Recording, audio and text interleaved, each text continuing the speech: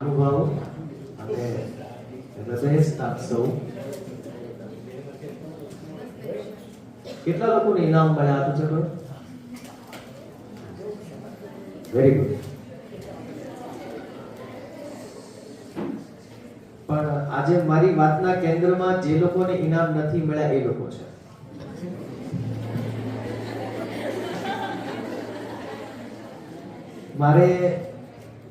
મારી વાતની શરૂઆતમાં આપણી કોલેજને હવે પછીના વાર્ષિકોત્સવમાં બીજા 7 પ્રકારના એવોર્ડ આપવા જોઈએ એવું નમ્ર સૂચન છે મારું અને હું એ કયા પ્રકારના એવોર્ડ આપવા જોઈએ એની એક યાદી બનાવી મેં પહેલો એવોર્ડ આપવો જોઈએ એવી વિદ્યાર્થીને બહેનને કે જે સૌથી દૂરથી ભણવા આવતી હોય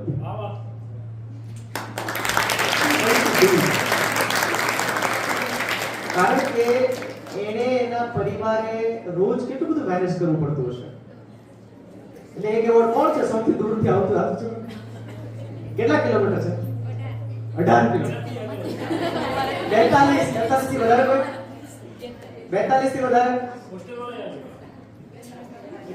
નહીં કમ્યુટિંગ હોસ્ટેલ નહીં ડેઈલી કમ્યુટ કરતા હો 35 ડેઈલી કરો છો 40 વાળા છે ઓકે 45 કિલોમીટર ડેઈલી કમ્યુટ કરે છે 48 43 ઓકે વેરી ગુડ બીજો એવોર્ડ એમણે આપવો જોઈએ કે જે પાર્ટ ટાઈમ જોબ કરતા હોય ભણતા હોય એને એવોર્ડ આપવો જોઈએ છે કોઈ પાર્ટ ટાઈમ જોબ કરતા હોય ભણતા હોય થેન્ક યુ ત્રીજો એવોર્ડ એમને આપવો જોઈએ જેમની પાસે 4 વ્હીલર નું ડ્રાઇવિંગ લાયસન્સ હોય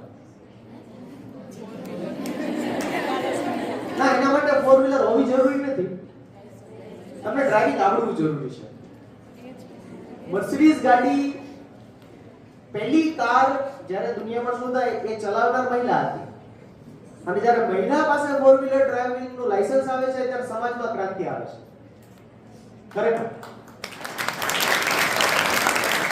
આ બાને પણ ડ્રાઇવિંગ લાયસન્સ આવશે તમે એવોર્ડ શરૂ કરશો ને એટલે ડ્રાઇવિંગ લાયસન્સ શરૂ કરશો એક એવોર્ડ એવી બેનને આપવો જોઈએ કે જેણે વર્ષ દરમિયાન એટલા બધા રચનાત્મક પ્રશ્નો પૂછ્યા હોય કે અધ્યાપકો પરસેવો વળ્યો એટલા બધા રચનાત્મક પ્રશ્નો પૂછ્યા હોય કે આવું આમ કેમ થાય આ વિષયમાં આમ કેમ છે એવા બધા પ્રશ્નો પૂછનારને હવે આપણે સેલિબ્રેટ કરવા જોઈએ જવાબ તો બધા આપી શકે ચેટ જીપીટી આપી શકે ગૂગલ આપી શકે બોલું તે બોલ્યું એમાં તે શી કરી કારીગરી સાંભળેલું બજાવતો હું જાણું કે તું શાણો એ ન્યાયે હવે પ્રશ્નો પૂછવાનો જમાનો છે પછીનો એવોર્ડ આપવો જોઈએ કોલેજમાં જે બધાની બેનપણી હોય એવરીબોડીઝ ફ્રેન્ડ શું કામ કારણ કે એ વ્યક્તિને સૌથી સારું સાંભળતા આવડતું હોય એ વ્યક્તિએ ઘણા બધાના હૈયા હળવા કર્યા શક્ય છે કેટલાક સુસાઇડ પર અટકાવ્યા હોય આવી વ્યક્તિઓને શોધીને ચલો કોલેજમાં એક નહીં ક્લાસે આપો કે જે બધાની બેનપણી મહેનતનું કામ છે બધાને સાંભળવા કારણ કે બધાને વક્તા બની જવું હોય સાંભળે પણ તો એમને એવોર્ડ આપવો જોઈએ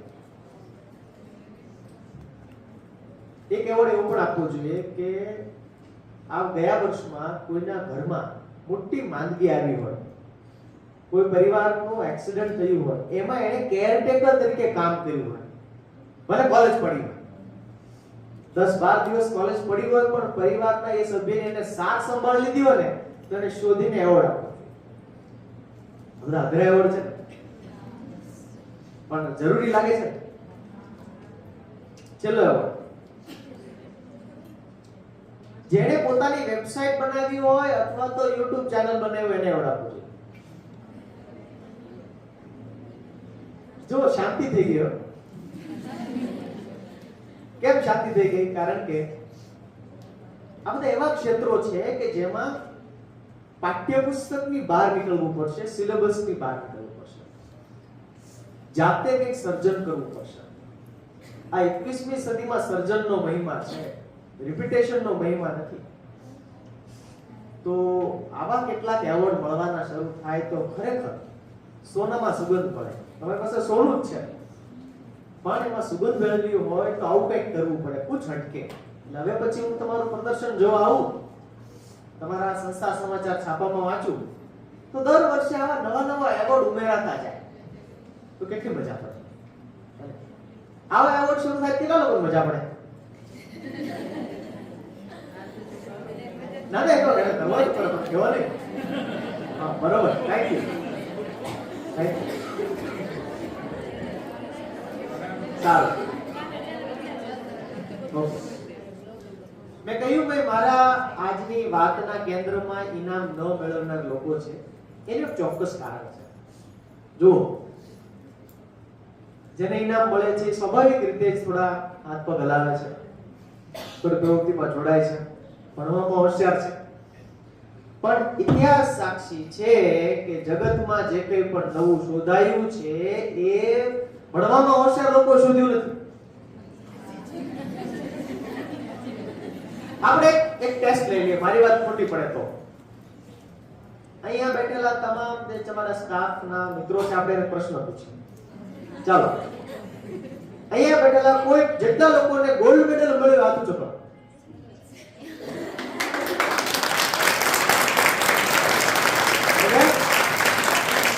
કુલ લગભગ 15 લોકોમાંથી 4 લોકો મળેલો છે. ઓકે, સારી વસ્તુ છે.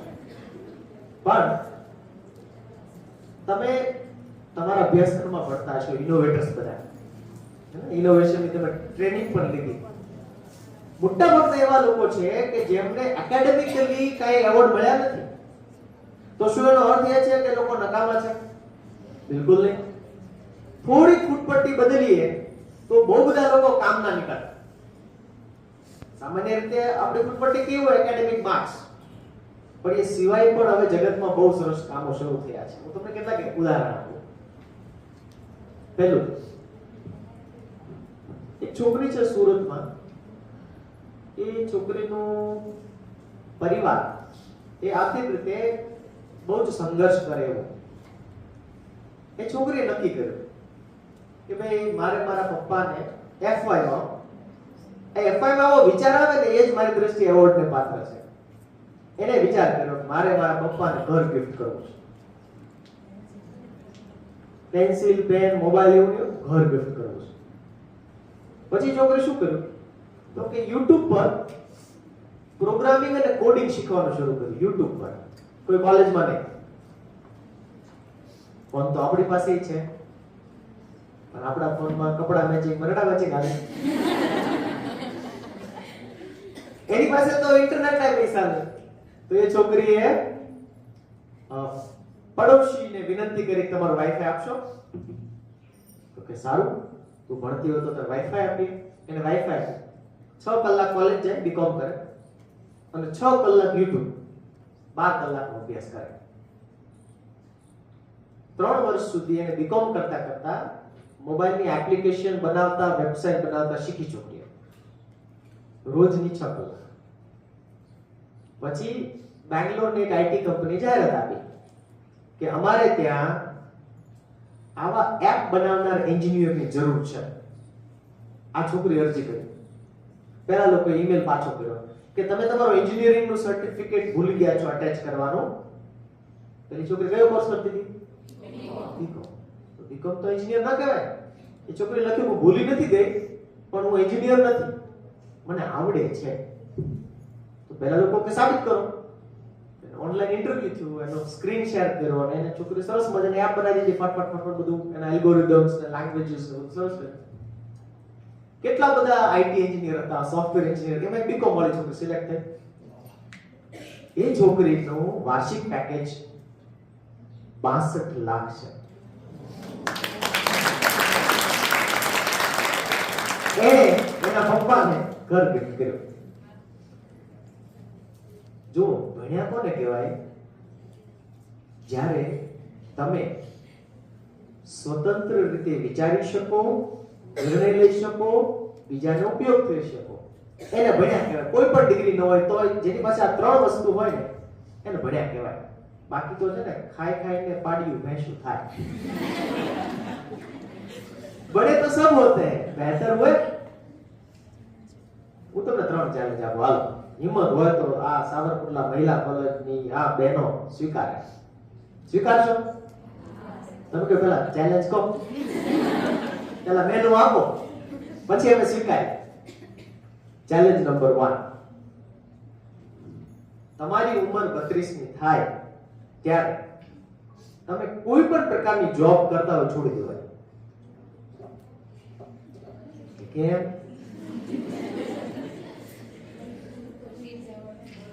32 વર્ષના થાવ ત્યારે અત્યારે તમે લગભગ 17 થી 21 વર્ષની વચ્ચે હશો, એટલે તમને હું 12 વર્ષ આપું છું, જાઓ મોજ કરો. સરકારી છોડી દેવાનું. આવું કોઈ કહેશે નહીં, આવું કોઈ કહેશે નહીં. કેમ છોડવાની? કારણ કે જોબ છે ને એ તમારા સપના ભૂલવા માટે આપવામાં આવતી નિયમિત લાલચ છે.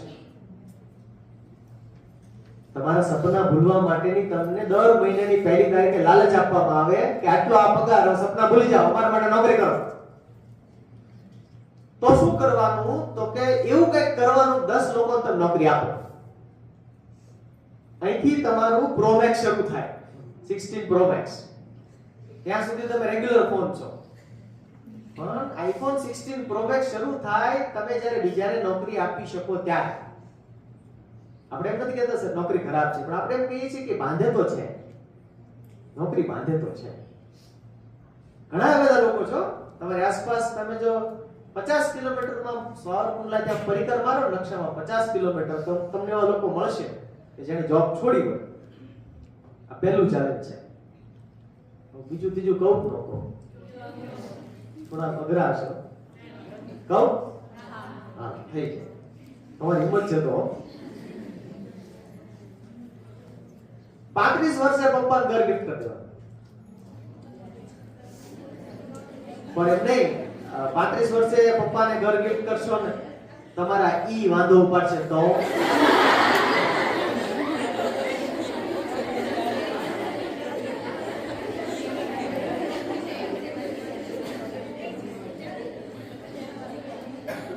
તમારા પૂજ્ય સાસુ સસરા એ વાંધો ઉપાડશે તો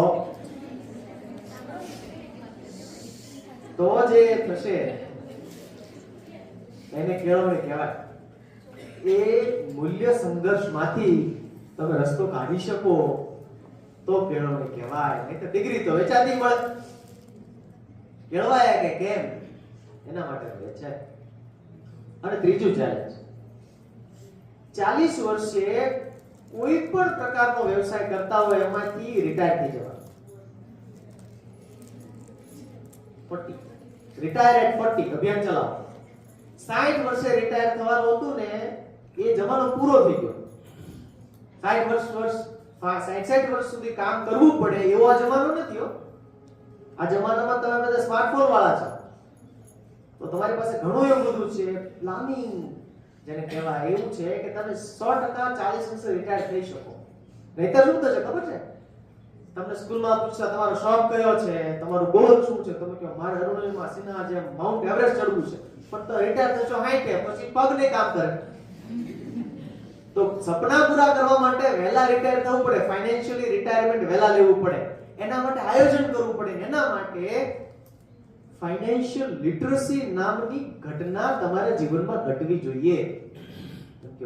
એટલે હું એટલે એ કે આર્થિક વ્યવસ્થાપન તમને આવડવું જોઈએ. કેટલા ટકાની લોન લેવાય, કેટલા ન લેવાય તમને ખબર પડવી જોઈએ. સેવિંગ કેટલું કરવું જોઈએ, કેટલી આવક હોય તો કેટલું ઇન્વેસ્ટ કરવું જોઈએ તમને ખબર પડવી જોઈએ. આજે ઇન્કમમાં મહિલાઓ આગળ આવી છે, પણ ફાઇનાન્શિયલ પ્લાનિંગમાં વેરી બેડ ટાટા ફિશ નથી ખબર પડતી. એટલે ઓનલાઈન ફ્રોડમાં પણ આપણે આગળ છીએ. અને મેં કદાચ ગઈ વખતે વાત કરી હતી, આજે ઘેર જોઈને બીબીસી ઉપર એક ડોક્યુમેન્ટરી જોજો. અને તમારે સૌએ બહુ સાવચેત રહેવાની જરૂર છે. કેમ ખબર છે? આ બીબીસી ડોક્યુમેન્ટરીનું નામ છે પીગ બુચરિંગ રોમાન્સ. પીગ એટલે ભૂંડ, બુચર એટલે કાપવું અને રોમાન્સ. શું છે આ ઘટના? તો કે કંબોડિયા નામના દેશમાં એક 15 માળનું બિલ્ડિંગ છે. એ બિલ્ડિંગમાં ભારત, પાકિસ્તાન, બર્મા, બાંગ્લાદેશ, શ્રીલંકા જેવા દેશના યુવાનોને, બોયઝને બોલાવવામાં આવે કે ભાઈ આવો, તમને 1.5 લાખ સેલરી આપીશું, પગાર મસ્ત, સરસ મજાની જોબ. એ લોકો ત્યાં જાય, 1.5 લાખ સેલરી પણ મળે, પણ કોઈ દી પાછા ન આવી શકે. શું જોબ છે? એ લોકોને 10 આઈફોન આપવામાં આવે. 10 આઈફોનમાં શું કરવાનું? સોશિયલ મીડિયા એકાઉન્ટ બનાવવાનું. અને સોશિયલ મીડિયામાં એવી મહિલાઓ શોધવાની કે જે આર્થિક રીતે પગભર હોય પણ ભાવાત્મક રીતે એકલી હોય. હું રિપીટ કરું, આર્થિક રીતે પગભર હોય પણ ભાવાત્મક રીતે એકલી હોય, દિલ ને ઘર તૂટ્યું હોય, એવી મહિલાઓ. પછી એની સાથે દોસ્તી કરવાની, फिर दोस्ती दोस्ती में प्यार, प्यार प्यार में इन्वेस्टमेंट. ધીમે ધીમે એની સાથે વાતો કરવાની, એને વિશ્વાસમાં લેવાની. શું વિશ્વાસમાં લેવાની? એને કહેવાનું, બાબુ મેં છે ને આ ફલાણી કંપનીમાં $35 મેં ઇન્વેસ્ટ કર્યા હતા, ખાલી $35 કે $10 ઇન્વેસ્ટ કર્યા હતા, લગભગ 90 ડેઝ થયા, તો અત્યારે અમારું બેલેન્સ $120 છે, બસ એટલું જ. પછી પાછા 20 દિવસ પછી બીજી વાત કરે. એમ કરતા કરતા વિશ્વાસમાં લેવાની. અને 11 મહિનાનો ટાર્ગેટ હોય છોકરા. શું ટાર્ગેટ હોય? જે તે પાત્ર પાસેથી એના પરિવાર એટલે પિયરની બધી પ્રોપર્ટી પર ઇન્વેસ્ટ કરાવી દેવાની. એક વખત ઇન્વેસ્ટ કરો એટલે બધા પૈસા લઈને રાખું ચક્કર. એટલે પીગ કપાણું, પીગ કપાણું. તો ફાઇનાન્શિયલ લિટરસી શીખવું પડે ને. તમને ખબર છે ભારતમાં કેટલા ઓનલાઈન ફ્રોડ થાય દર વર્ષે? 25 લાખ નોંધાયેલા, જેમાં પોલીસ કેસ થયો હોય એવા. તો શું ઘટે છે?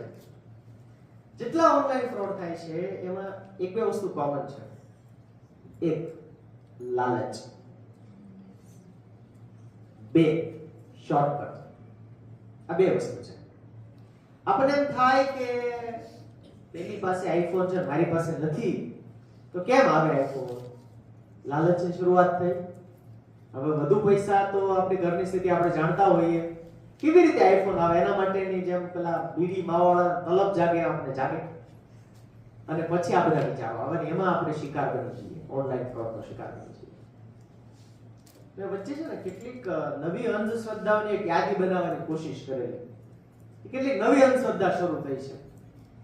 હું વાંચું છું. પહેલી નવી અંધશ્રદ્ધા, અઠવાડિયે એક વખત બહાર જમવું જ પડે. નવી અંધશ્રદ્ધા. બીજું, પ્રી વેડિંગ શૂટ કરાવવું જ પડે. આ બીજી અંધશ્રદ્ધા. ત્રીજી અંધશ્રદ્ધા, ટ્યુશન વગર ભણી જ ન શકાય, ખાસ સ્કૂલમાં.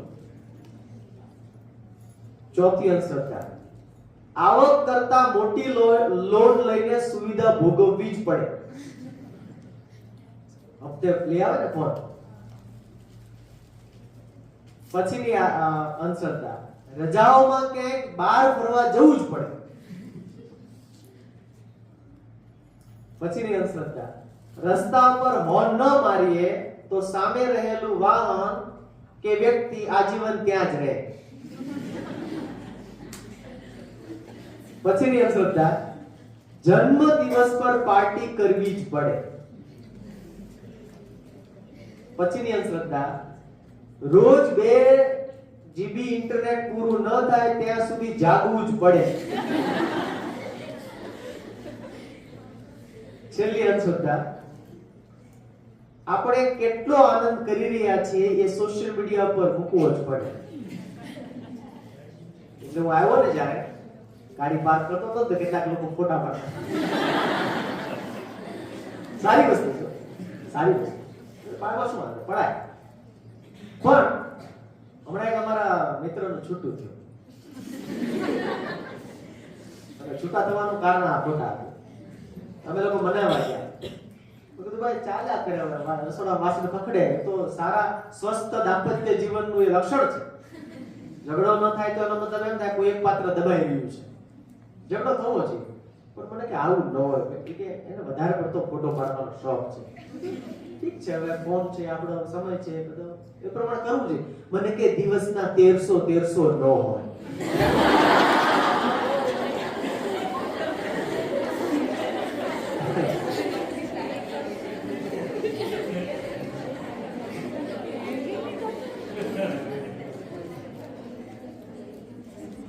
સાયકોલોજીસ્ટે બીમારી શોધી કાઢી.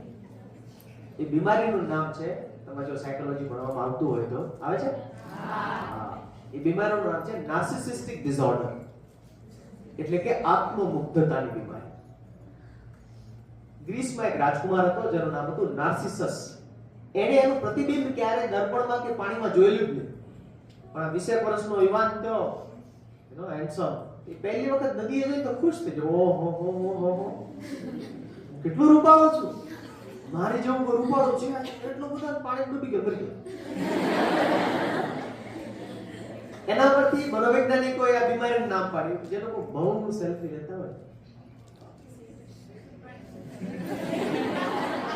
એ પોતાનામાં આત્મમુગ્ધ છે, એને પોતાના સિવાય કોઈ સુંદર લાગતું નથી. તો આ બધી વસ્તુ એ રીતે લપસણી છે.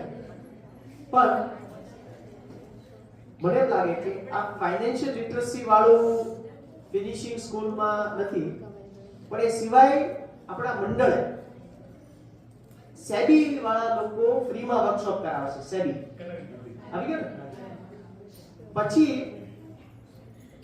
રેગ્યુલર બેસિસ પર આ બધા સાથે આવી વાતો વધારે થાય તો બહુ સારું પડશે. એટલીસ્ટ તમે કોઈ એવા લપસણા રસ્તાઓ લેશો નહીં. અને આરબીઆઈ એક કોમિક બુક બહાર પાડી છે, રાજુ એન્ડ 40 થીવ્સ, રાજુ અને 40 ચોર. તો કેટલી 40 રીતે તમારી સાથે ફ્રોડ થઈ શકે એની યાદી છે. તો પીડીએફ છે, ઓનલાઈન છે, ડાઉનલોડ કરો, ગુજરાતીમાં છે, હિન્દીમાં છે, ઇંગ્લિશમાં છે, વાંચો, પરિવાર સાથે શેર કરો તો સરસ કામ થશે.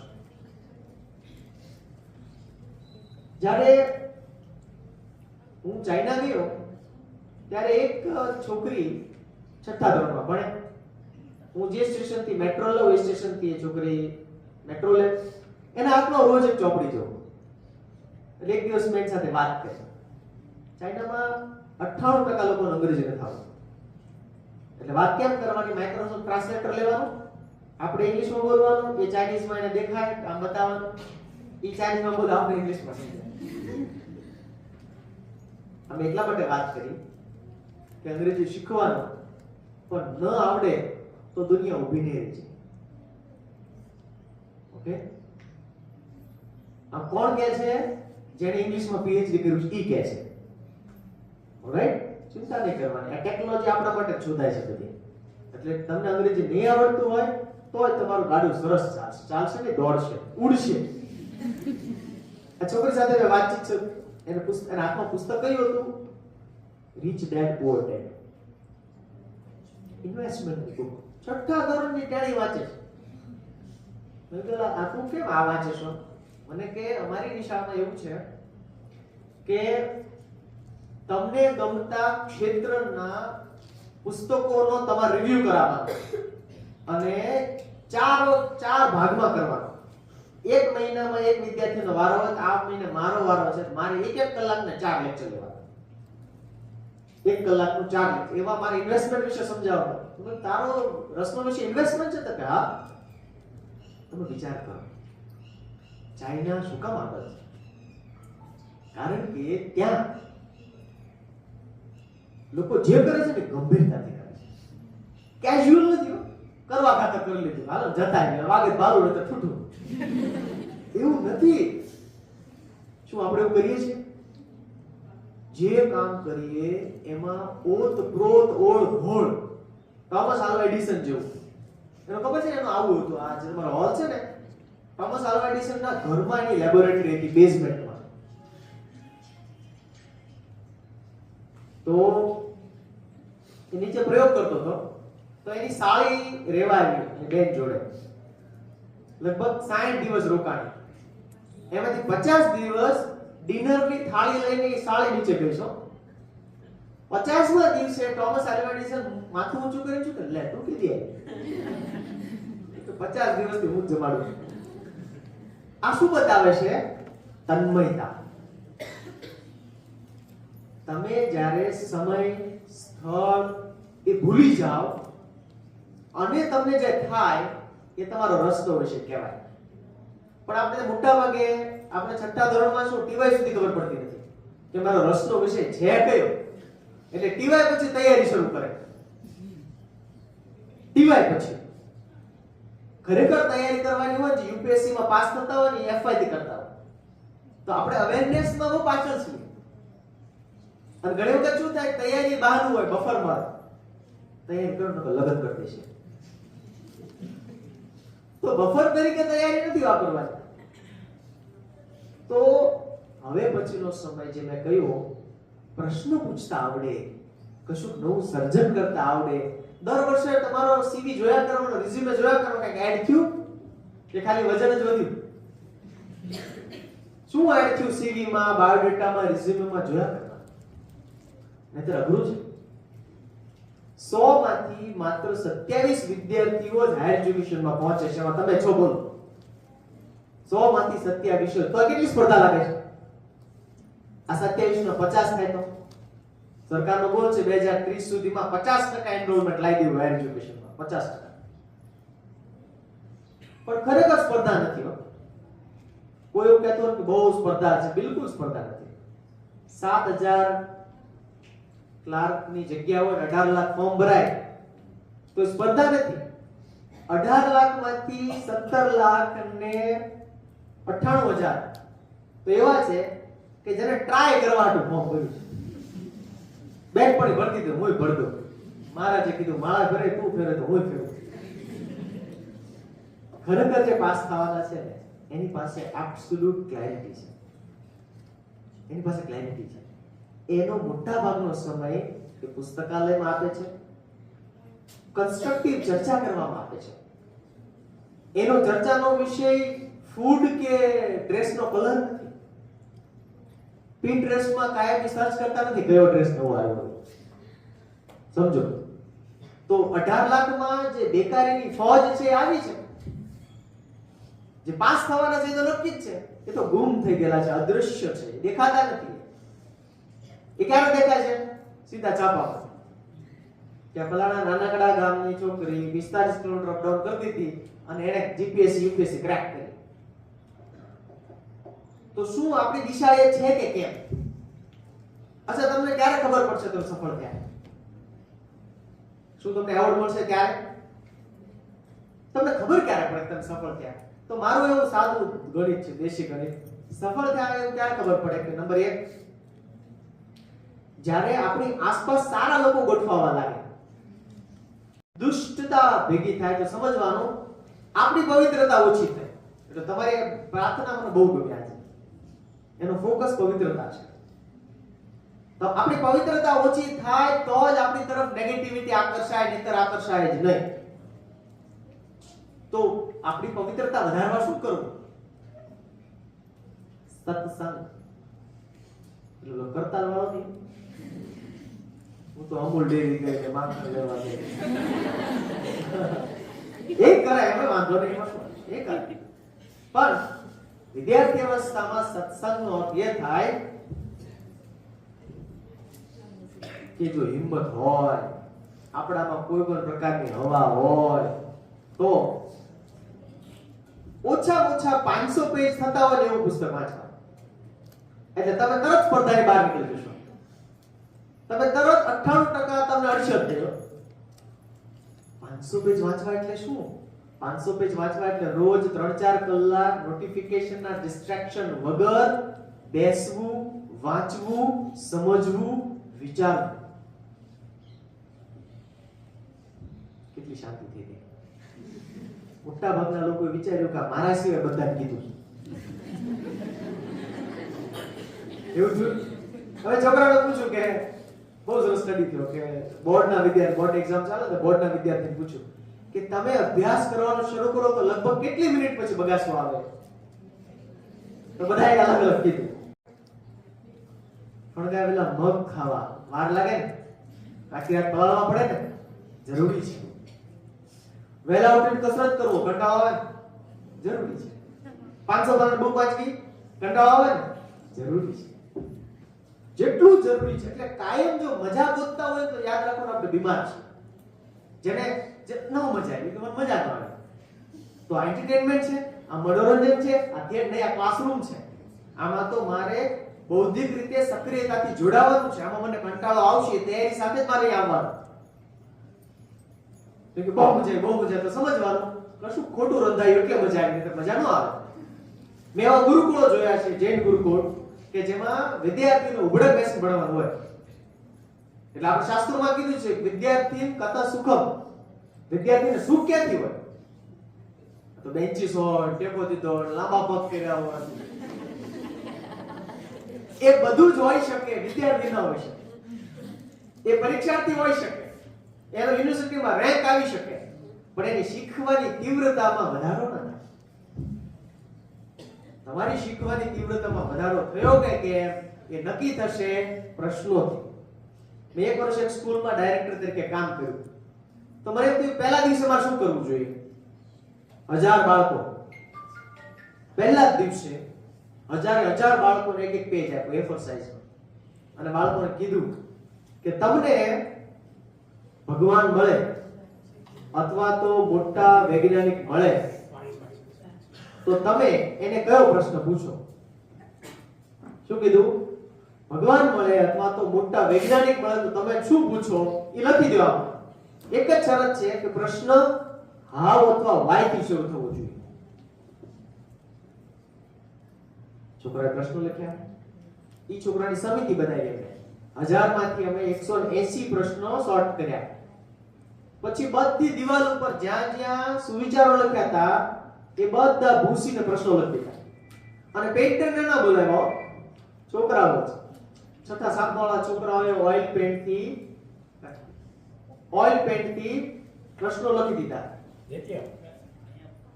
એ પ્રશ્નો આ કયા વિષયના શિક્ષકે જવાબ આપવાનો? આ પ્રશ્નનો ભૂત હોય કે ન હોય? બધા. કારણ કે છોકરો જેના સાથે કમ્ફર્ટેબલ છે એને જ પૂછશે. અમુક સાયન્સના શિક્ષક કે સર કે મેડમ હોય, જરા કામ હોય આમ, તો એ ન પૂછે. એ તો બાળક જેની સાથે કમ્ફર્ટેબલ એને પૂછે. એક છોકરાએ પૂછ્યું આપણે આપણી બેનને મારીએ તો હાથમાં થોડું કે અમે પેઇન્ટ કરી લગાવી દો. આ પ્રશ્ન અગત્યનો છે, ચર્ચા થવી જોઈએ. આવા પ્રશ્નો જે અધરવાઇઝ સિલેબસમાં ચર્ચા થતી નથી. અચ્છા, એક બહુ સારો ફિલોસોફર છે, એનું નામ છે પોટર. નહીં? આ છે અમારી પાર્ટ ટાઈમ ગર્લફ્રેન્ડ છે, સિરી એલેક્સા. તો એને એમ કીધું કે અત્યારે આજના યુવાનો, છોકરા છોકરીઓ પ્રેમ વિશે જે સમજે છે અને એના વિશે જે નિર્ણયો કરે છે ને, એ ઔદ્યોગિક ક્રાંતિએ આપેલા ઇન્જેક્શન છે. અને એટલે આપણો પ્રેમનો અનુભવ અને આપણી અભિવ્યક્તિ વચ્ચે બહુ મોટી ખાઈ છે. કેવી રીતે? એક બે એક્ઝામ્પલ આપું. જેમ કે આ પ્રી વેડિંગ વાળો એમાંનું એક છે.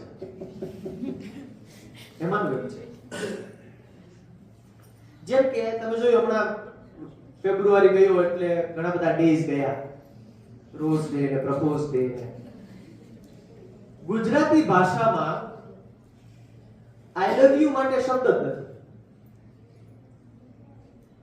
ગુજરાતીમાં છે જ. તમે પ્રયત્ન કરજો, તમારા મમ્મી પપ્પાને, દાદા દાદીને પૂછજો કે એમણે ક્યારે આઈ લવ યુ કીધું છે? એનો અનુવાદ થાય, હું તને પ્રેમ કરું છું, અનુવાદ થાય. પણ આપણે એ કહેતા જ નથી. કહીએ છીએ કેમ કે જરૂર જ નથી. બીજું, ગિફ્ટ આપવા પડે. ગિફ્ટ ના આપો બ્રેકઅપ થઈ જાય.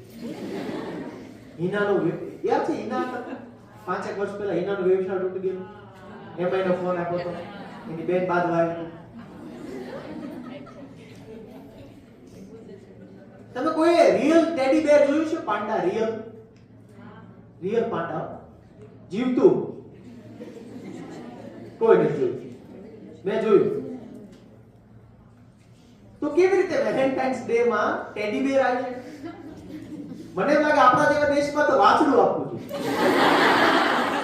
વાછડીનું ટેડી બેર બનાવવાનું, સોફ્ટ ટોયસ, અને ગિફ્ટમાં આપવાનું. Cultural relevant. તો મુશ્કેલી એ છે કે આપણે આપણા નિર્ણયો ઇન્સ્ટાગ્રામ કે ફેસબુક જોઈ લઈએ છીએ. એ બહુ ખતરનાક છે. શોપિંગ, આપણા ઘરમાં જરૂરી વસ્તુ શું છે શું નથી, ઓફર છે એટલે લઈ લેવાનું. આવું જેને થતું હોય ને એ પણ બીમાર છે. તો તમે જ્યારે પ્રશ્ન પૂછો છો ત્યારે વિચારો છો. જ્યારે વિચારશો ને ત્યારે મુક્તિનો માર્ગ શરૂ થશે. તો બધાએ સાંભળ્યું છે ને, સા વિદ્યાએ વિમુક્તએ. સાચી વિદ્યા એ છે જે આપણને મુક્તિ અપાવે. પણ શેમાંથી? શેમાંથી મુક્તિ અપાવે? ત્રણ વસ્તુમાંથી. એક ભયમાંથી મુક્તિ અપાવે. તમને જો કોઈ પણ પ્રકારનો ભય લાગતો હોય ને, તો તમે ગમે તેટલું ભણ્યા હોય, તમારી આવક ગમે તેટલી હોય, ગમે તેવા મોટા પદ ઉપર બેઠા હોય, પણ તમે સફળ નથી. તમને કોઈ પણ પ્રકારનો ભય લાગતો હોય. એટલે મહાવ્રતોમાં, એટલે 11 વ્રતોમાં બધે છે ને નિર્ભયતા. અને ગાંધીજીના ઘણા બધા ગુણો છે, પણ એક જો આમ લાગે ને આપણા દિલ અડી જાય તો એ છે નિર્ભયતા. નિર્ભયતા. તમારામાંથી ભય ઓછો થયો. નંબર 2, તમને ભેદમાંથી મુક્તિ મળી કે હજી જ્ઞાતિના, ધર્મના, ઊંચ નીચના, દેખાવના ભેદ ચાલે છે. કોલેજમાં ગ્રુપ હોય ને તો ઘણા એવા ગ્રુપ હોય કે અમુક રીતે દેખાડનાર લોકોનો અલગ ગ્રુપ, અમુક રીતે દેખાવનાર લોકોનો અલગ ગ્રુપ. જ્યાં જ્યાં આવા ભેદ છે ત્યાં ત્યાં હિંસા છે, વાયલન્સ. એમાંથી મુક્તિ મળે કે કેમ? અને ત્રીજું, વિવિધ પ્રકારની ભ્રાંતિઓમાંથી મુક્તિ મળી કે કેમ? હું બેસ્ટ છું અથવા તો હું વર્સ્ટ છું. બે ભ્રાંતિ છે. જ્યાં તમને લાગે કે હું શ્રેષ્ઠ છું એ પણ ભ્રાંતિ છે, અને હું સાવ નકામી છું એ પણ ભ્રાંતિ છે. એમાંથી મુક્તિ મળી કે કેમ? તો એ વિદ્યા કહેવાય. નહીતર બધું ડિગ્રી વાળું. વાર્ષિકોત્સવો જે છે ને એ આવી બધી વાતોને ફરી યાદ કરવાના દિવસો છે. ફરી યાદ. આજના દિવસે આપણે સારા કપડાં પહેરીએ, સારું જમીએ, સાંભળીએ, પણ આ યાદ કરવાનું છે કે આ ત્રણમાંથી તમારે પોતાની જાતનું અસેસમેન્ટ કરો છે. ટકાવારીમાં 10 માંથી માર્ક્સ આપવાના. કયું કેટલું ઘટ્યું 10 માંથી માર્ક્સ આપવાના. જે જવાબ મળે આવતું વર્ષ એના ઉપર કામ કરવાનું. પછી તો કે મને ખોટું લાગતું ઓછું થયું. હું તમને એટલા માટે કહું છું કે આગળ જતા તમારા પરિવારનો સુખનો આધાર તમે બનવાના છો. તો તમારી સુખની વ્યાખ્યા શું છે? આજે અંધશ્રદ્ધામાં આવ્યું ને, બહાર જમવા જવું, ન જમવા જાય ઝઘડો કરે. કે બધા બહાર જાય છે, ફલાણા બહાર ગયા, ફલાણા વેકેશનમાં મનાલી ગયા, આમ ઠાવા માર. તો ઠાવા કલ્ચર. તો એ આપણી સુખની વ્યાખ્યામાંથી આવે છે. આને જ સુખ કહેવાય. કેટલા લોકોના ઘરે ચોરી થાય ખબર ને? એને સ્ટેટસ મૂકે, going to Manali with family, enjoy. તો ચોરને ખબર પડે અચ્છા આ ઇન્વિટેશન છે, આના ઘરે કોઈ નથી, હાલો. એટલે ત્યાંથી પાછા આવીને ફોટા મૂકવા, જાતી વખતે નહીં. પછી તમને ખોટું લાગે છે, તમને બહુ ગુસ્સો આવી જાય છે, એનું કારણ હજી તમે પકડ્યું નથી. મને આવું થાય, મને બહુ સાહેબ બહુ અમારા વિદ્યાર્થીઓ ચર્ચા કરવા બહુ શોર્ટ ટેમ્પર, મને બહુ ખોટું લાગી જાય. શું કારણ છે ખબર? કારણ એ છે કે તમને એવો વહેમ છે કે આ બ્રહ્માંડના કેન્દ્રમાં તમે છો. બીજું, તમને એવો વહેમ છે કે તમને જે સમસ્યા નડે છે ને એમાં તમારા સિવાયના બધા લોકો કારણભૂત છે. આજે આ બે વસ્તુ મૂકી દો અહીંયા, મને આપી દો, લેતો જાઓ, વચ્ચે કઈક નાખી દેશ નદીમાં. એક બ્રહ્માંડના કેન્દ્રમાં નીકળી જાઓ. આ બ્રહ્માંડના કેન્દ્રમાં મારી સિવાય બધા છે એટલે મારે બધા માટે કામ કરવાનું છે.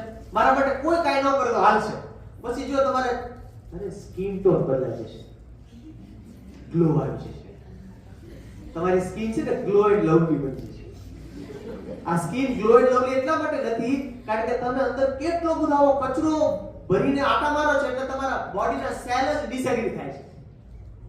એ તમને ના પડે કે આ તું નથી ઓરિજિનલ, તે કંઈક ખોટું શીખી લીધું છે. તો ખરેખર સ્કિનને જો ગ્લો એન્ડ લવલી બનાવવી હોય ને તો શુભ તત્વ પવિત્રતાનું રિચાર્જ કરાવવું પડે. અને ક્યારે થાય? જ્યારે તમારી અંદર જેલસી ઓછી થાય. શેક્સપિયર વિશ્વનો મહાન નાટ્યકાર, એને સ્ત્રી અને પુરુષના બંને એક અવગુણો કીધા છે. એમાં પુરુષનો અવગુણ છે મહત્વાકાંક્ષા. તમે જો તમારામાંથી કોઈને એવું છે મંગળ ઉપર ફ્લેટ લેવો છે, પણ પુરુષને એવું હોય અહીંયા પ્રોપર્ટીના ભાવ વધી ગયા છે, હવે સાવરકુંડલા મને નાનું પડે છે, હવે મારે અમદાવાદ જવું પડશે, પછી અમદાવાદ નાનું પડે, મારે મુંબઈ, મારે અમેરિકા જવું પડશે, પછી ચંદ્ર ઉપર, મંગળ ઉપર, એને ગેલેક્સીની બહાર વહી જવું. આ પૃથ્વીની આજે જે હાલત છે પર્યાવરણની દ્રષ્ટિએ એ પુરુષની મહત્વાકાંક્ષાને લીધે છે, રાઈટ? અને સ્ત્રીની હું નથી કહેતો, બાપા મને મારતા નથી. વિલિયમ શેક્સપિયર કહે છે ઈર્ષ્યા. કેમ સાચું લાગે? હા બસ હા, કોઈ એવોર્ડ મળ્યો ને તો વાત તો કરતો ભણવામાં સારી, બીજું કઈ છે કોઈ સારી દેખાતી હોય ખાલી રૂપથી કાંઈ વખતે આવડવું જોઈએ, એને એકેય વાતે પોગાય નહીં.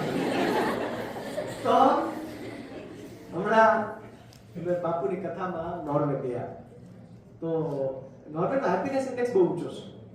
સ્કેન્ડિનેવિયન કન્ટ્રીઝ બધા, ફિનલેન્ડ, ડેનમાર્ક, બધા લોકો બહુ ખુશ છે. આપણે પ્રશ્ન થયો આ લોકો ખુશ છે, કઠણાઈ બધી આ બાજુ જ મોકલી છે, શું કારણ શું છે? कौन सी चक्की का आटा खाते हैं लोग? जो रील्स में આવે ને, कौन है ये लोग, कहां से आते हैं? તો મેં સમજવાની કોશિશ કરી કે એના સુખનું રહસ્ય શું છે. અને જે સમજાણો ને, ઓહો, આજે તમારે બધાની આંખમાં આંજી દેવું છે મારે કાજલની જગ્યાએ. એ શું છે ખબર છે? એ લોકો એટલા માટે ખુશ છે કારણ કે એ લોકો કોઈની પંચાયત નથી કરતા. પારકી પંચાયત ન કરો એટલે સામૂહિક સુખ આવે. બોલો, પ્રયત્ન કરો, હાલો બધા ડે ઉજવો ને એમાં નો નિંદા ડે ઉજવો, કોઈ નો પંચાયત ડે. આજે કોઈ પંચાયત નહીં કરી. જસ્ટ થિંક ગુડ, બી ગુડ, ટોક ગુડ. સારી શુભ તત્વની વાતો કરીએ. પેલા આપણે પ્રાર્થના કરીએ, શુભ મંગલ હો, શુભ મંગલ હો, ધરતી કા કણ કણ મંગલ હો, નભ મંગલ. શું કામ કહીએ છીએ કે મંગલ નથી એટલે? મંગલ બનાવવું પડે તો આપણે કરવું પડે ને. કેટલા લોકો એવું કરશે? ચલો હાથ ઊંચો કરો છે. પંચાયત બંધ કેટલા લોકો કરશે? આટલા લોકોની શરૂ હતી. જો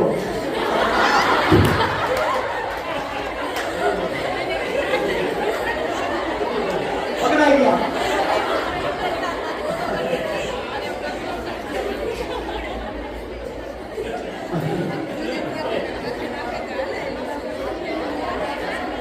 સારું, જો અત્યાર શરૂ કરી પંચાયત છે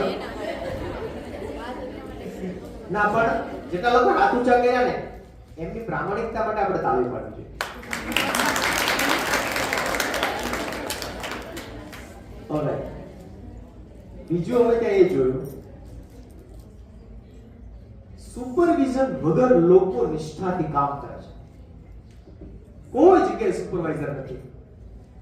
કોઈ સફાઈ કર્મી હોય તો 4 કલાકનો સફાઈની ડ્યુટી હોય તો 4 કલાક સતત વાયા જ કરે. એવું નહીં કે વળાઈ ગયું ઘડી બેસી જાય, પાછો જશે, પાછું સર પરફેક્શન કામ કરશે, વધુ સારી રીતે કામ કરશે. મશીનો પણ છે એ લોકો પાસે.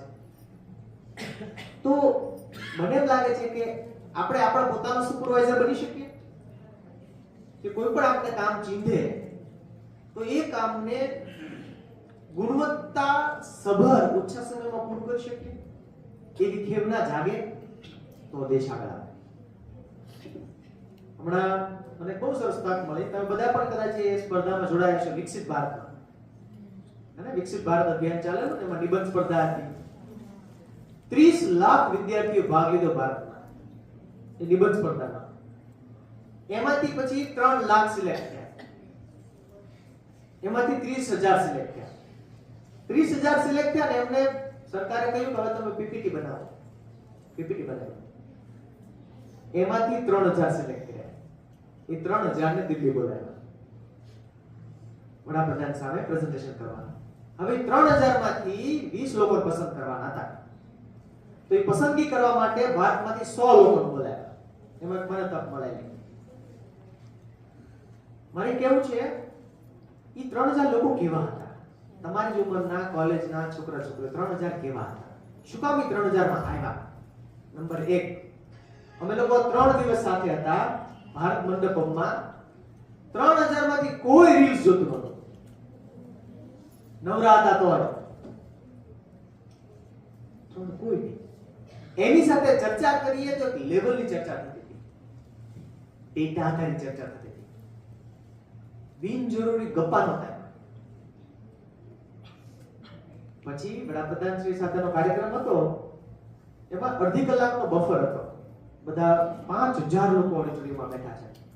કીધું ચલો આપણે થોડો સમયનો સદુપયોગ કરીએ. એમ કરીને વિદ્યાર્થી હતા એન્કર, એણે કીધું ચલો ક્વિઝ રમીએ. આપણે ક્વિઝ શરૂ કરી. એણે કીધું કે ફલાણું સેટેલાઇટ કયા દેશે લોન્ચ કરેલું? તો 5,000 માંથી લગભગ 1,200 પૂછા હતા દરેક પ્રશ્નમાં. અને એવું નહીં કે ગૂગલ માંથી જોઈનો, એટ ધ ડ્રોપ ઓફ હેડ તરત જ આમ પૂછે એટલે બોલો. ये छोकरो कि आपके पास समय है? क्यों? मैं जरा विस्तार से समझाना चाहता हूं. જાપાનના એ સેટેલાઇટ ને આખી કુંડળીને કહી દીધી કેટલા સ્પેર પાર્ટ છે, કોણે બનાવ્યો ને કેટલી વેલોસિટી થી ક્યાં ફરે છે, શું કરે છે, કેટલા દેશના ઉપગ્રહોમાં જોડેલા, બધું કહી દીધું. આવા બધા પ્રશ્નોમાં એવા પ્રશ્નો પૂછ્યા કે જે ક્રોસ ડિસિપ્લિન્સ હતા. એટલે જેનેટિક બાયોલોજીના પ્રશ્નો પણ પૂછ્યા, આર્કિયોલોજીના પ્રશ્નો પણ પૂછ્યા, કેલિગ્રાફીના પ્રશ્નો પણ પૂછ્યા. આ બધા પ્રશ્નોના જવાબ વખતે 1,200 હાથ ઊંચા થતા હતા. એટલે 3,000 માં હતા. 30 લાખમાંથી 3,000 માં આવવું એટલે આ ગંભીરતા. મુશ્કેલી શું છે? કાં તો આપણે ભૂતકાળમાં હોઈએ કાં તો ભવિષ્યમાં હોઈએ. અહીંયા અત્યારે હોતા નથી. ઘણા એવો વિચાર આવતો છે કે હવે સાંસ્કૃતિક કાર્યક્રમમાં મારે ગરબા કરવાના છે, આપણે બોલવાનું બંધ કર તો સારું, પછી નાસ્તો કરવાનો છે. અથવા કોઈ ભૂતકાળમાં હોય, આના કરતા 9માં હતી તો બહુ સારી લાગતી હતી. ઘણા જોજો ને આઈ કાર્ડમાં હજી 12નો ફોટો હશે, ક્યુટ લાગતો હોય એટલે એ ફોટો રાખે. પણ અસલી મજા અહીંયા છે.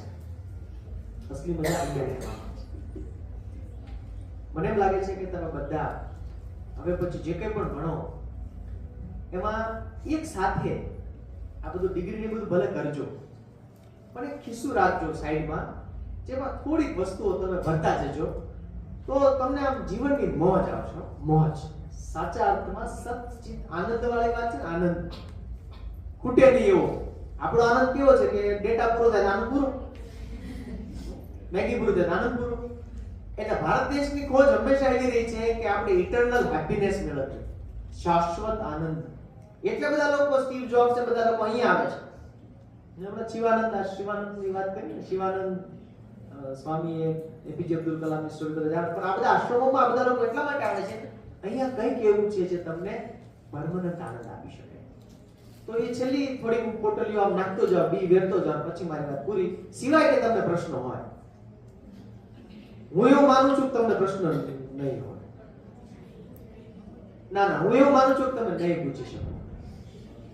ના હું એવું માનું છું તમારું કામ. હું એવું માનું પ્રશ્ન પૂછવા આ લોકોનું કામ છે, બરોબર? તો પોટલી નંબર 1, બીજ નંબર 1, કોઈ પણ ક્ષેત્રમાં ભણો તમે, ભલે તમારે મોટી પોઝિશન નથી લેવી, પણ તમારી ભાષા પર કામ કરજો. તમે કોઈ દિવસ એવા માણસને નહીં મળો કે જે બુદ્ધિશાળી હોય ને ભાષા નબળી હોય. બુદ્ધિને અને ભાષાને સંબંધ છે. યાદ કરો, કિષ્કિંધા પર્વત પર સુગ્રીવ છુપાયેલો છે અને વાલીના ગુપ્તચરોને શોધી રહ્યા છે અલગ અલગ વેશ લઈને. એવા સમયે ભગવાન રામ અને લક્ષ્મણ જાનકી માતાની શોધ કરવા માટે નીકળે છે. એટલે કોઈકે સમાચાર આપ્યા સુગ્રીવને કે આ બે મુનિ કુમારો છે. તો સુગ્રીવ કે નક્કી કેમ કરવું, એ મુનિકુમાર છે કે આના ગુપ્તચરો છે, જાસૂસ છે? તો કે હનુમાનજીને મોકલો. હનુમાનજી ગયા, કાશીના પંડિતનો વેશ લઈને. હનુમાનજી એમની સાથે વાત કરવાનું શરૂ કરી. 2 વાક્ય બોલ્યા ને ત્યાં ભગવાન રામે કીધું, લક્ષ્મણ આમના ચરણ સ્પર્શ કરો, આ કાશીના વિદ્વાન વ્યાકરણ શાસ્ત્રી છે. હનુમાનજીને ખબર પડી ગયા તો પ્રભુ છે, ત્રિકાળ જ્ઞાની. એ પગે લાગી ગયા. પછી પૂછ્યું, તમને કેમ ખબર પડી કે હું આ છું? એટલા માટે કે તમે જે વાક્ય બોલ્યા ને એ વ્યાકરણની દ્રષ્ટિએ શુદ્ધ છે અને એમાં તમારા ઉચ્ચારણો પણ શુદ્ધ છે અને એક પણ શબ્દ રિપીટ નથી થતો. આવું માત્ર કાશીનો પંડિત જ કરી શકે જે પ્રખર વિદ્વાન હોય. જો વિદ્વત્તા મેળવવી હોય તો ભાષા પર કામ કરવું પડે. એટલે એવું ન ચાલે સોશિયોલોજી પેપર હોય આપણે એમ ના કહી શકીએ કે આમાં જરૂરી ન હોય તો ચાલે. સાયકોલોજી વાળા એમ ના કહી શકે કે આમાં જરૂરી ખોટી હોય તો ચાલે. જોડણી એ માત્ર ભાષાનો ઇજારો નથી. એટલે જેટલા આપણા જો સુશ્રુત સંહિતા હોય કે ચરક સંહિતા હોય છંદબદ્ધ છે. કેમ? કારણ કે highest level of intelligence comes in the best of languages. બહુ જ સુંદર ભાષામાં આવે. પહેલું ભાષા સરસ કરવાની. સરસનો અર્થ હું શુદ્ધ નથી કહેતો, પણ તમને ખબર હોવી જોઈએ કે ક્યાં ડોક આવે, ક્યાં ગરદન આવે, ક્યાં બોચી આવે, ક્યાં ઓડ આવે, ક્યાં ગળું આવે. એ તમને ખબર હોવી જોઈએ. યોગ્ય શબ્દનો યોગ્ય ઉપયોગ આવડી જાય તો મહાભારત ન થાય.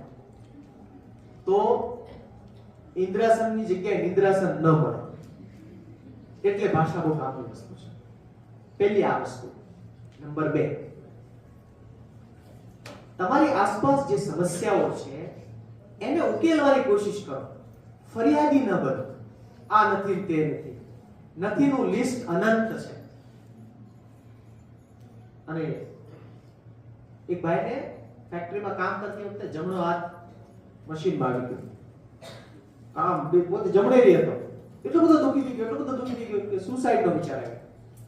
તો સુસાઇડ કરવા માટે 10 માળની બિલ્ડિંગ ઉપર ચડ્યો. કૂદવા જતો હતો તો ડાબી બાજુ જોઈ એક માણસ એવો હતો બંને હાથને એક જ પગે નાચતો હતો. એ માણસ આને પૂછ્યું, તું શું કરે છે? કે મારો જમણો હાથ કપાઈ ગયો, હું એક જ કમાવનાર ને મારે મરી જવું છે. એ કે તું શું કરે છે? તો હું નાચું છું. કેમ? કે મારી પાસે એક પગ તો છે. ખ્યાલ નથીનું લિસ્ટ અનંત છે. છે ઉપર બિલોરી કાચ ત્યાં મૂકો. જેના ઉપર બિલોરી કાચ મૂકો ને મોટું દેખાય. કાચમાં બિલોરી કાચ મૂકો ને ખીલ થયો તો ગુમડું લાગે. ના, બિલોરી કાચનું ફોકસ બદલી નાખો. હવે પ્રોબ્લેમ સોલ્વ કરવો એ તમારા માટે 32 ની ઉંમરે જોબ છોડવા માટેનું પગથિયું આ છે. પ્રોબ્લેમ સોલ્વ કરો. પ્રોબ્લેમ સોલ્વ કરશો એટલે બિઝનેસનો જન્મ થશે. એને સ્વિગી ઝોમેટો શું છે? એક ભૂખી પ્રજા છે જેની પાસે પૈસા છે પણ હાલ શું છે? એક પ્રજા છે જે રેસ્ટોરન્ટ વાળા છે એ રાહે છે કે તમે અહીં આવો તો જમે આપી. બોલા કે નહીં અમે નહીં આવ્યો. એની વચ્ચે સ્વિગી ઝોમેટો ઘરે દઈ ગયા. બિઝનેસ થયો ને. ઓલા ઉબર જુગનું રિક્ષા ઘરે દઈ જાય, ઘરે મૂકી જાય. બસ સ્ટેન્ડ કોણ જાય? બિઝનેસ થયો. ગૂગલ પે, પેટીએમ, બેંકે કોણ જાય? પ્રોબ્લેમ સોલ્વ કર્યા. જેણે પ્રોબ્લેમ સોલ્વ કર્યા એ જોબ છોડી દીધી. નથી કરતા જોબ. બીજું આ છે. ત્રીજું શું છે? Team work. ટીમ વર્ક કોને કહેવાય? આપણાથી વિરુદ્ધ સ્વભાવ ધરાવનારા લોકો સાથે આપણે એડજસ્ટ થઈ શકીએ. ઘણા છે ને ટીમ પડે એટલે મેડમને કહેવા જાય, ચાલો સાહેબ તમે ડબલ કામ આપો, બોલિયાર નહીં મૂકતા. આવું જ્યાં સુધી છે ત્યાં સુધી જે દિલ્હી દૂર છે. ઉલટું એમ જ કરો કે જેને ન ભાવતો એને દોસ્ત કરવાની કોશિશ કરો.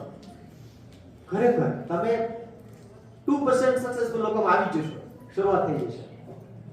તો ટીમ વર્ક શીખવું પડે. બાકી છે ને એકલા લોકો સુસાઇડ વધુ કરે તો જે લોકો સમૂહમાં રહેતા હોય ને એ ના કરે. એકબીજાનું કાઉન્સેલિંગ કરે. પણ એકલા હું મારે કોઈ જરૂર નથી. આઈ મી એન્ડ માયસેલ્ફ. એકલી આટા મારતી ગુજરી જાવી છો. એકલી ના રહે. આવું કોઈક રહેતું હોય તો એને આપણે મિત્ર બનીને મદદ કરવાની. તો ત્રીજું આ છે ટીમ વર્ક. ચોથું બહુ મજાનું છે, તમને મજા આવશે. એ છે ડાઉનલોડર બનવાનું બંધ કરો ને અપલોડર બનો.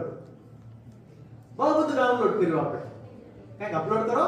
હું ગૂગલ માં કાંઈ પણ નાખું તો ગેલાણી કોલેજનો વિડિયો કે ટેક્સ્ટ કેમ ન આવે? કારણ કે તમે અપલોડ નથી કરતા. કાંઈ કોકનું જ ખાવાનું, આપણું કઈ નહીં. એટલા 20-20 વર્ષના છે, આપણું કઈ સર્જન જ નહીં. ભગવાન પછી નાખશે બીજા ભવે, દેડકી બનાવશે. કારણ કે એ વખતે આપણે નુકસાન કર્યું, આને કે સર્જન તો કર્યું ને. દરેક બ્રહ્મ છે, દરેક શબ્દ બ્રહ્મથી બધું બ્રહ્મ છે, તમે સર્જન કરી શકો. તો ટ્રાય ટુ બી અપલોડર. એટલે મેં તમને કીધું જે લોકોની YouTube હોય, જે લોકોની વેબસાઈટ હોય, પોતાને ફ્રીમાં થાય છે, આમાં કઈ ખર્ચ નથી. તમને મારી YouTube માં ફેસ નથી બતાવો તો કાઈ વાંધો નહીં, એનિમેશન વિડિયો બનાવો, ખાલી વોઇસ આપો, બુક રિવ્યુ કરો. તો ચોથી વસ્તુ આ છે બી અપલોડર. પાંચમી વસ્તુ છે ક્રિએટિવિટી, સર્જનાત્મકતા. જે એ બધા દેખાય છે કે તમે જે સુશોભન કર્યું છે, તમે આ બધી સ્પર્ધામાં, મહેંદીમાં, બધામાં ભાગ લો છો, ચિત્રમાં, ઘર તિરંગામાં, સર્જનાત્મકતા શરૂ થઈ છે. હજુ બધું શું હોઈ શકે? તો કે ગઈ વખતે કર્યું ને એવું આવતા વર્ષે કાંઈ નહીં કરવાનું, એના સિવાયનું જ કરવાનું. એટલે કલેક્શનમાં આવતી વખતે આ વખતે જેટલી ઔષધિ હતી ને આવતી વખતે ના આવી જોઈએ.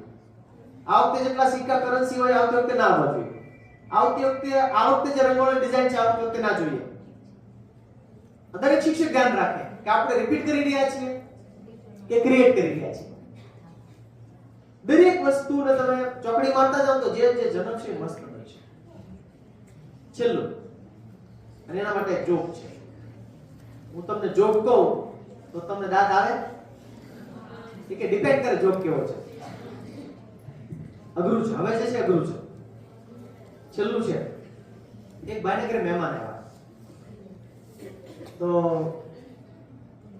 કે મારા હાથ જમી જવું પડશે.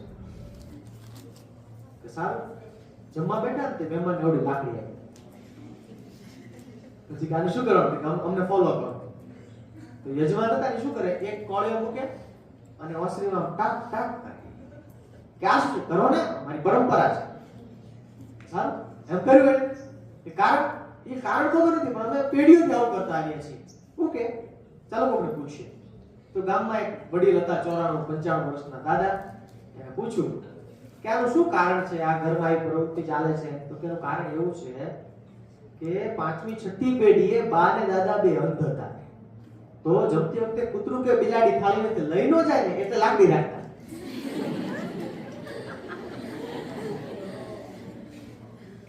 ઘણું બધું આવું બિનજરૂરી ટકટક આપણે કરતા હોઈએ જીવનમાં. તો ભણેલ ગણેલ માણસ એ કહેવાય કે આંખો હોય ને તો ટકટક ન કરે. તો હવે પછીના સમયમાં તમારે ધ્યાન રાખવાનું છે કે તમારી આસપાસ આવું કઈ ટકટક હોય શોધી કાઢવાનું. એટલીસ્ટ આપણે એમાં પાર્ટિસિપેટ ન કરીએ તો પણ અજવાળું થશે, ગ્લો એન્ડ લવલી થશે, 3 ચેલેન્જ પૂરા થશે અને તમે સૌ તમે ઈચ્છો છો એના કરતા વધુ પ્રાપ્ત કરી શકશો. પણ આ કોલેજ તમે 40 વર્ષે નિવૃત્તિ લો ને તો તમારું સન્માન કરવા એ બોલાવે અથવા તમારું વક્તવ્ય ગોઠવે કે આપણી જ કોલેજના વિદ્યાર્થીની બેન છે, એ આપણા વાર્ષિકોત્સવમાં મુખ્ય મહેમાન તરીકે આવ્યા છો, એને કહેવાય ભણ્યા. કેટલા લોકો ત્રીજું ચેલેન્જ લેવાના છે? 40 વર્ષે રિટાયર્ડ. કાંઈ વાંધો નહીં, હું આવતા વર્ષે પાછો આવીશ, મારું કામ જ આ છે. પણ મને જેટલો સમય આપ્યો એ પૂરો થયો છે. આપ સૌને best of hard work, not best of luck, best of hard work. કારણ કે પરિશ્રમના પરસેવાથી પ્રારબ્ધ જાગે. પ્રારબ્ધ હોય જ, પણ જગાડવા માટે લિક્વિડ જોઈએ, પરિશ્રમ. તો તમે સૌ ખૂબ મહેનત કરો અને ભવિષ્યમાં આ સ્ટેજનું શોભાયમાન કરો એવી શુભેચ્છા. Thank you.